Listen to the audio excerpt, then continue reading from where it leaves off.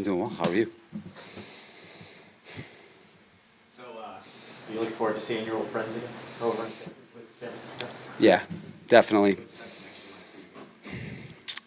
I think anytime you spend that much time with somebody, you get really close to people, and I, hopefully developed a lot of lifelong friendships and relationships there. And, I have the highest opinion of the leadership of that team, starting with Jed York and Dr. York, and then Kyle and John. They're as good as it gets, and they were very, very good to me and my family. And then all the guys there, Dustin Perry, Dustin Little, the coaching staff. I mean, there's so many stud coaches on that staff. And then the players. I really loved working with that group of guys. So just a lot of respect, and it'll be a great challenge for us on Sunday. What are kind of some of the hallmarks of that offense and the things the staples they kind of use to make things difficult on the defense? Yeah, they're extremely well coached in all phases, up front on the O-line, tight ends, their runners, with Bobby Turner, who's a legend, the receivers, and just how well it's tied together. Their fundamentals, their style of play, and then the marriage of the run and the pass game. They know how to set plays up, and they know how to get the ball to the people who can do things with it. So they play the right way. They always have, and they're doing it again this year. What are some of the lessons you took just from being exposed to their program and the way they do things? They've got the right type of guys. They led the league in week one, at least, in terms of two running back sets. Obviously, they do that in a bunch of different ways. Just what are some of the challenges that presents for a defense? Yeah, you just got to decide how you're going to play them. It goes back to when Kyle's dad was calling plays in Denver way back when, and then certainly since Kyle's been a play caller in the NFL, they've led the league in the amount of two-back usage, and it really, forces the defense to declare itself. And then I think the types of hybrid players they have within their two-back offense, it's a very positionless two-back offense. So they can really play like teams do in the NBA, where guys have multiple roles within that grouping, and it can make it look like a lot of different things. So they're one of the best in the league at it, and we're going to have to be at our best on Sunday. How difficult is it to game plan for an offense that will miss its quarterback and arguably its top passing target? Yeah, I mean, Kyle's had a long track record of playing with guys that, aren't at the game.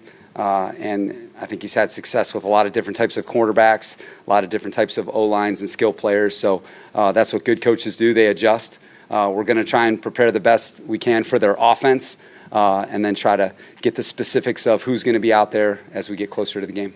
Kind of related to that, I mean, like Brock Purdy and Mac Jones are stylistically very different, but is this like one of those offenses where you just have to prepare for the system, not necessarily who's going to be operating it? Yeah, I think that's a very good point. I think that in the passing game, they're going to be very similar. I think the athleticism and the mobility is probably where it's different with Brock, because he's such an effective playmaker outside the pocket on the edges.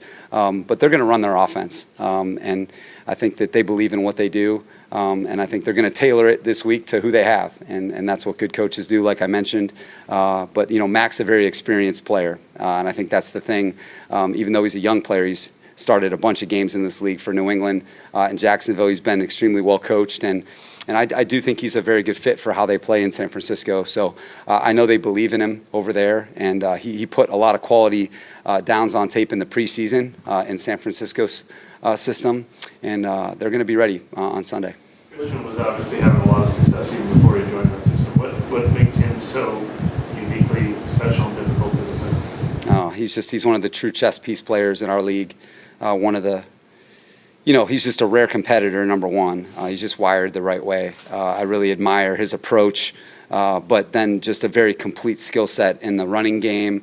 He can really see it, and then just extremely elusive, breaks tackles in a variety of ways. And then in the passing game, he's just a real matchup problem because he can run routes from the backfield. He can split out as a receiver, run routes like a slot receiver, and the amount of ways that they can get him touches and isolations. There's not too many backs in the league that can do what he can do. So he had a really good week one. Plays like he always does when he's out there. He's one of the top players in the league. Kellen mentioned yesterday that you guys have a trust in him sector that in part was why you weren't going to look outside the building for help after Julian's injury. was Jonas able to do to develop that trust, and did a lot of that come on kind of late in camp? It felt like his opportunities kind of increased. Yeah, Mike, I think you're seeing that right.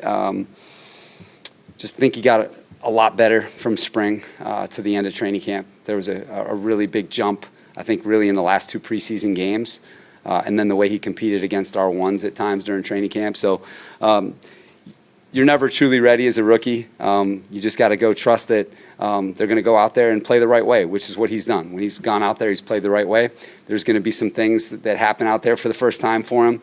Certainly going to be a challenge for him against this offense, but that's the only way you get better. And so we're not afraid of playing young guys, and I know that he'll maximize his opportunity. With Jan, when Quincy Riley was drafted, like most of us probably thought, like, okay, there's going to be a competition there, the battle for the spot. But in training camp, we didn't really see like Riley rotate in with the ones. Was that just a reflection of kind of the way Jan locked that position down and kind of was solid? Yeah, there's a couple components there. We really believe in Quincy. Part of our thinking in training camp was we wanted to see him against the ones as much as we could. So a lot of times when we were ones versus twos, we wanted to get Quincy the right reps against our best players because that's the way that he's going to improve the most. So, you know, our young players in training camp got more reps than anyone on our entire defense, all of our rookies. So hopefully when their number was called, like it is for Jonas this week, they would be ready. You know, I think Quincy's improved a lot since he's been here, and I thought he had a really quality training camp. He was very productive, and we have confidence in him. And then I think in that same breath, I think Ike has played really solid football every day that he's been here. And then I think I talked about him a couple weeks ago. He's just very solid. That's how he played in our first game, and that's allowing, I think, Quincy to grow the right way. You mentioned earlier on taking 2, considering how much time he had missed. Yeah, we were very pleased. I think it says a lot about him as a competitor to get back and play the way he did in the game. He was very, very productive and solid for us the whole way through. And so it's great to have him back. He's such an asset to us. He makes our defense a lot more complete. And we are going to expect for him to continue to play like he always does for us. What's the conversation with him like, Alante, when you're making a third down call like that, sending him on the blitz? No. Yeah, that play call works a lot better when you have a guy like Alante coming off the edge, that's for sure. But, you know, it was one of those gotta-have-it moments where I think the guys had confidence in what we were going to do because we kind of previewed it with him before we went out there. So I thought, you know, we executed the play call the right way. But play calls are only good as the players that are executing them, and that was one where a great player made a great play. Why do you think Cam's like so effective from like that wide 9 position? Like I suppose last couple of years he was a little bit tighter over, but like what's the benefit of playing from wider and rushing from that position? They can see more and they have more space. So you get good players, more space, and a better look at it, then they're going to get more chances to be impactful. You know, it's not that the other way isn't a good way too. There's just pluses and minuses. You know, he's just showing that, you know, Cam Jordan can fit any system. That's a fact. And we're all better coaches by having, you know, Coach Cam Jordan. But I thought he was very productive in the game in both phases, in the run game and in pass rush. And I thought he was very consistent in the game for us. And that's what we expect for him. And he can play even better, as I'm sure he mentioned. But it was a good start for him. And I think that, you know, he's playing with a lot of confidence right now. All right, guys, take care.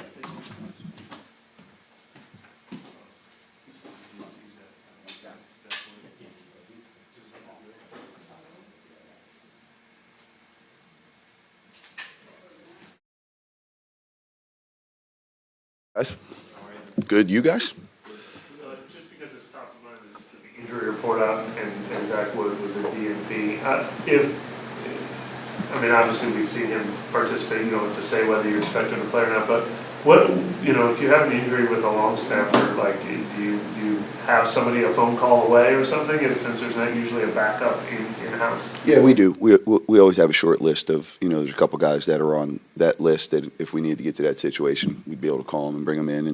And at post-practice every, you know, Wednesday as well, we have guys that if an injury were to occur in a game, we have long snappers that, you know, practice both punt and field goal for us in emergency situations as well to always try to be prepared. It's one of the things the special teams coach got to prepare for everything, you know, and like you said, we've been pretty fortunate. We have a couple guys who have done it in their career that are on our team. So if an injury like that occurred in the game, we feel pretty confident we have some guys who can go in there and do it. Feel like something that would help the opponent too much? Are you allowed to say someone on your team who has that skill kind of in their bag? Yeah, sure. I mean, we have several guys that could do it. One of them wouldn't surprise you would be Taysom Hill. Is excellent at them. No kidding, right?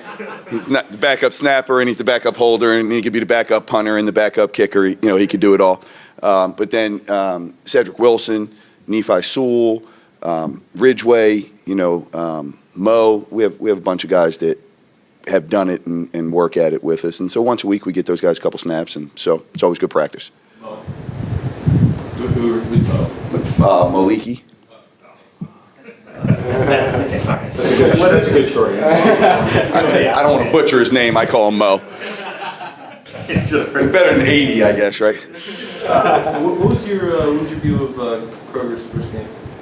Listen, I thought he did a good job. I thought he went out there and he executed the game plan that we wanted. He punted the ball, which we talked about directionally and keeping it, outside the numbers. And so I kind of knew all along that he had that in him. That's why he's here. I'm proud of him. But that was only one. Now, it's as this league tells you, what have you done for me lately? So that week's over. We've already moved on, and now he's got to go do it again for us.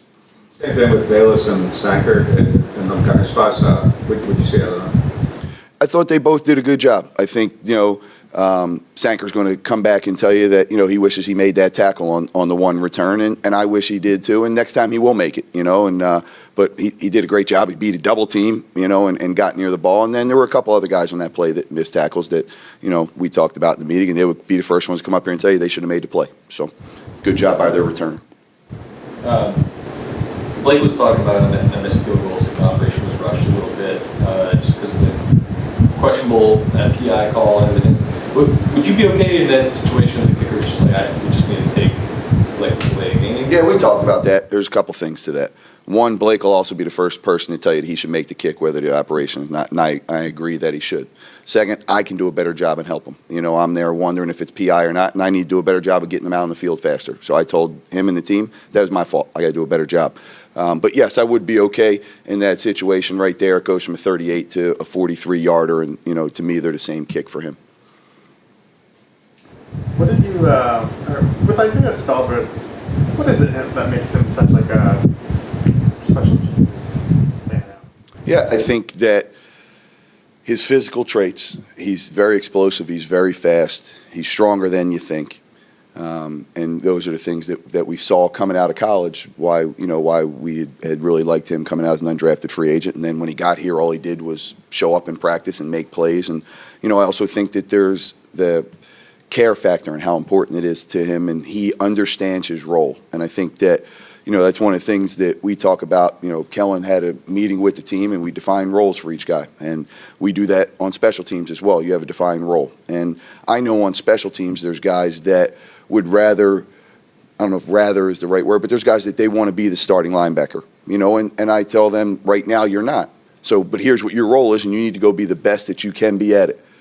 You don't always have to like your role. You may want it to change. Great, I want it to change for you too. But you need to embrace your role. And that goes for everyone. I mean, that goes for the O-linemen that are on field goal protection. If you're the left guard on field goal protection, you need to be the best left guard there is in the NFL. Embrace your role and go do it. And I think that we have a group of men in our locker room that buy into that. And I think that's why, we have a chance to be very successful special teams-wise, is guys embrace their role and they enjoy going to do it for each other. JT Gray was obviously like the standard here for so long. Do you see Isaiah as potentially having that like long-term type of impact? He growing to that? What do you see as kind of the ceiling for him? Or yeah, listen, I don't know if it's fair to compare anyone to JT. I don't know if that's fair to do. I mean, you're talking about someone who's all-pro 3 times in the 6 years we were here. But I do think Isaiah has the potential to be an all-pro special teams player. I do, and I'm excited about him, and I'm excited to continue to see his development. And so I think he's going to be a really good player in this league for a long time. History though here of kind of those guys, Justin Harvey, Chris Banjo, JT Gray, like does that come up in conversation at all in terms of the focus on special teams and the opportunity for players to kind of be elevated into that kind of space? Yeah, there's some of it that goes unsaid, so I don't know that it's talked about with the players as much. Those guys understand, like we talked about, what their role is, but it is talked about organizationally. I do think that even before I got here, our front office had always done a really good job of identifying players, whether it be through the draft or through the undrafted free agents that we have a vision for, that we think can help our team and go be good special teams players. And, that's one of the things when coming out of college for guys that it's a learning experience for them. They don't fully understand that if I'm not going to go be the starting linebacker, then I need to be able to be a guy that's going to go play on 4 special teams or minimum of 3 special teams if I want to get a helmet on game day and go play. And the faster those guys can figure that out, and the faster they figure out I'm going to go make plays on special teams, well, now they're getting more reps on offense or defense, and then that leads to, the second contracts and that sort of deal. Have you seen teams kind of gravitate more towards running backs and the kickoff returns? Obviously, y'all have Kendra and Bayless back there, and if so, why? I'm every Thursday, I normally go through and I watch all the plays throughout the entire league. So I haven't gotten there yet to see who lined up at returner for all the teams. So I don't know if that's an accurate statement or not. I haven't watched them all to see that yet. But I do think that the kickoff return right now, the way it is if you have a dynamic returner, right, whatever position he is, you're going to have him there. But I kind of see it more of an offensive play right now. I kind of see it like we talked to our guys about. It's kind of like a running play that's inside zone. And with that short space that you have between the blocker and the cover player and the spacing that the running back gets the ball, it's kind of like him seeing inside zone and where does the hole open up at and that sort of deal. So that makes sense that guys would want to do that, but I'll go get a chance today to watch throughout all of them. Obviously, he's not the only one who makes this sort of play happen, but what is it about Brazil on that specific play that he had that block on last week makes him? Yeah, listen. I mean, he's a freak athletically, right? For someone that big and that athletic to be able to do that, and like you said, his teammates help him accomplish that, and I think it's a weapon for us.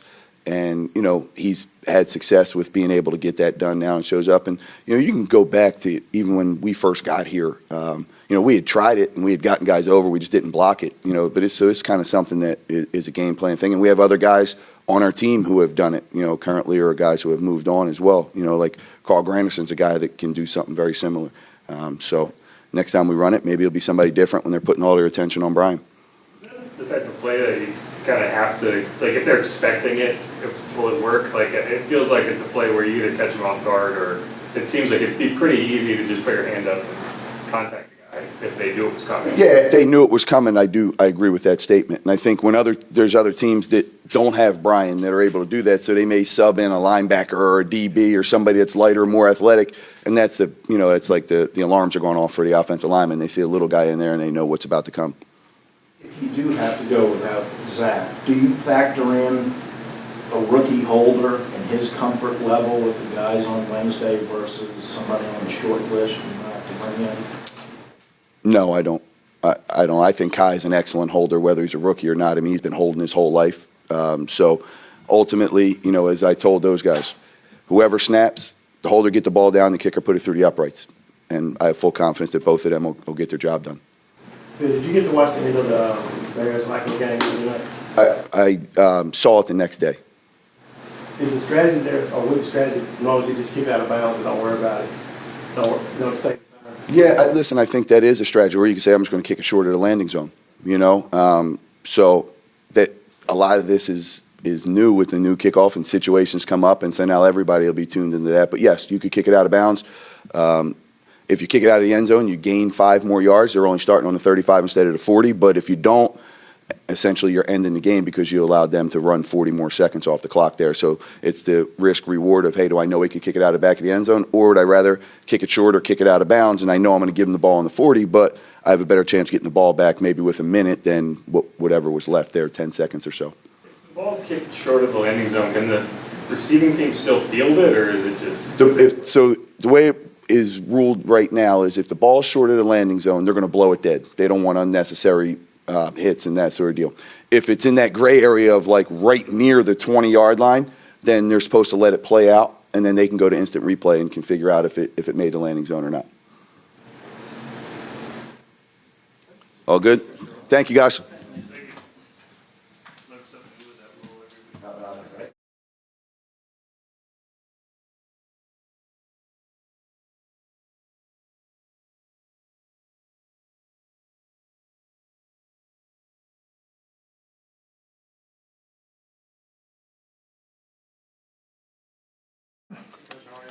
Doing great. You guys? Good. Ready? Fire away. What were the main coaching points you came away with for Spencer after going through that first game?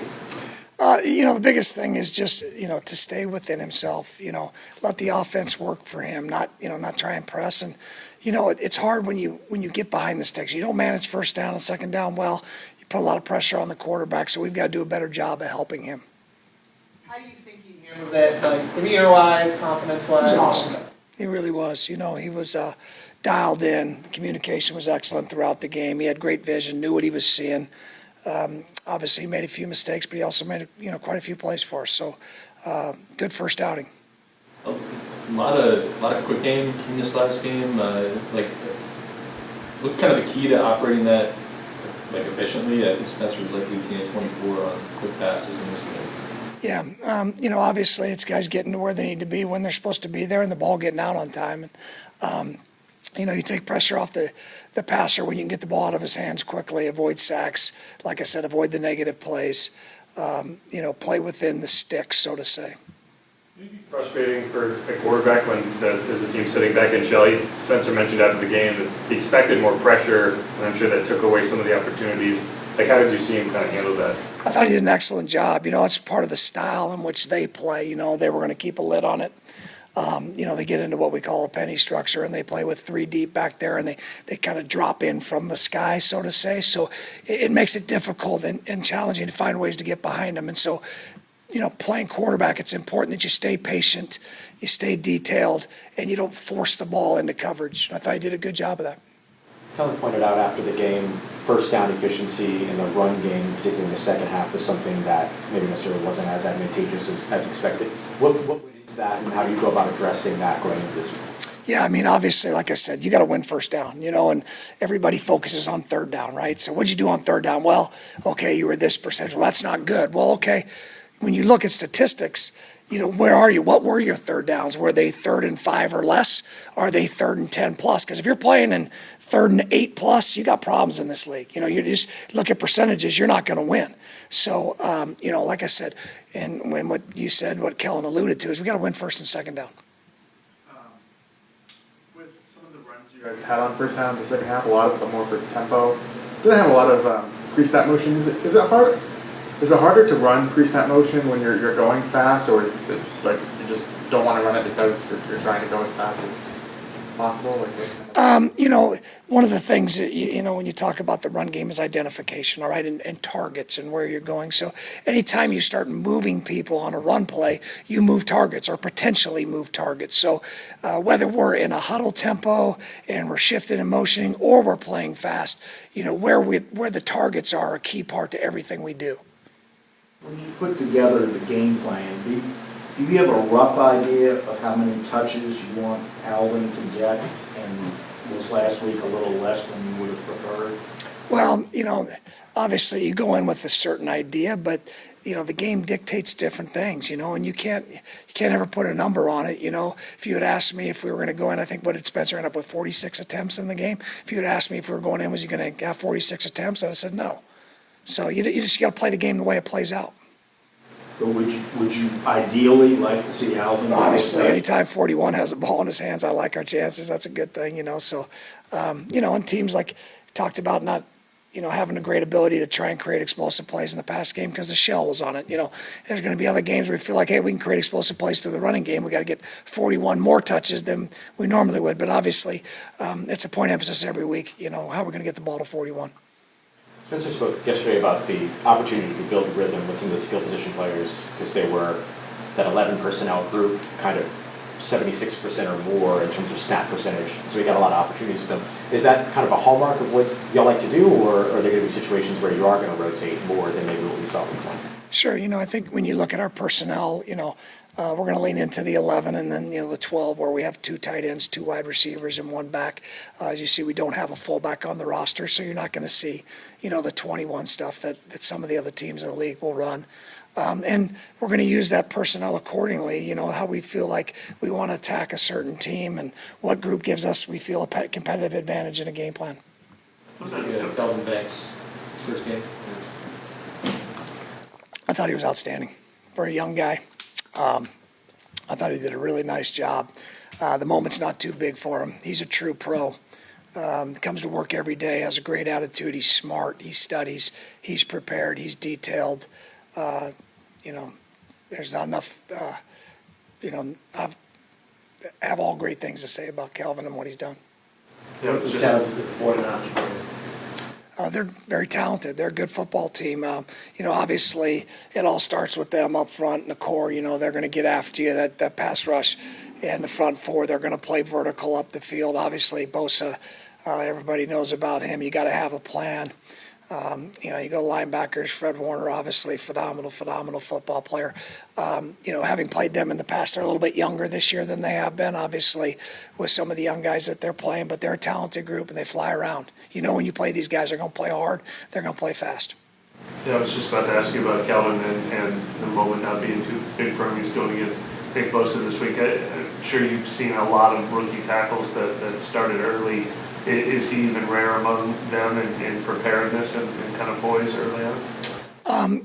I think obviously each player is different. Their mannerisms are different. The way they handle things are different. So I'll just be specific to him. I've just been really impressed since from day one how he's come in with his mindset, with his approach, day in and day out. His process has been phenomenal. You got it, guys.